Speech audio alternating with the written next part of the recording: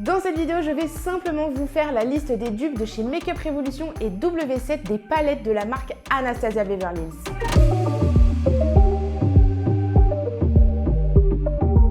Si cette vidéo vous intéresse, n'hésitez surtout pas à aller regarder la playlist que j'ai créée spéciale dupes.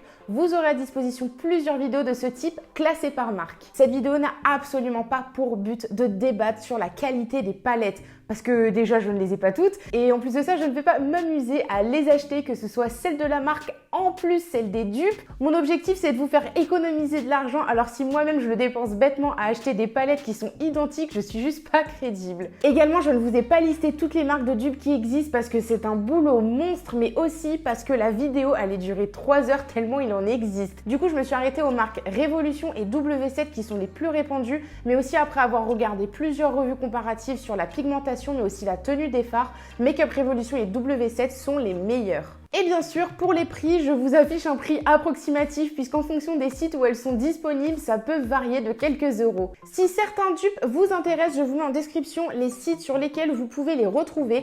Pour W7, vous avez leur site, mais aussi les produits sont dispo sur Maki Beauty avec beaucoup d'autres marques peu chères et également de dupes. Et pour Makeup Revolution, pareil, sur leur site directement ou alors sur Beauty Bay. On commence par la Soft Glam. Donc chez Anastasia Beverly Hills, vous la retrouvez entre 50 et 55 euros. Chez Makeup Revolution, son dupe, c'est la Velvet Rose et son prix varie entre 4,50 euros et 6 euros. Chez W7, c'est la Romance Seed, je sais pas trop comment on le prononce, pour un prix variant entre 5 et 6 euros. La palette Norvina, idem, entre 50 et 55 euros, que vous retrouvez chez Makeup Revolution sous le nom de Visionary à 5,99 euros à peu près.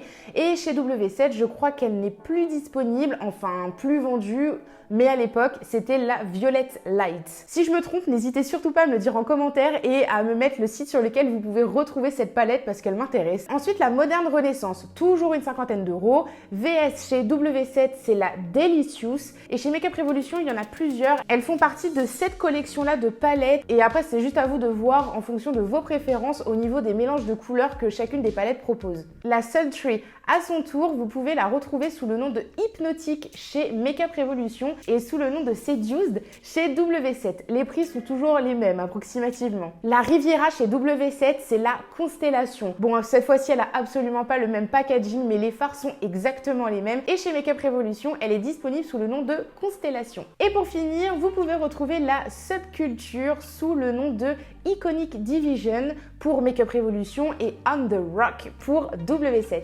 Bon, je crois que c'est à peu près tout, en tout cas à ma connaissance et après quelques heures de recherche. N'hésitez surtout pas à vous manifester en commentaire si vous avez d'autres dupes de Anastasia Beverly Hills à me proposer ou si vous souhaitez que je fasse des recherches sur une autre marque en particulier. Je vous laisse avec ça, abonnez-vous et je vous fais des bisous.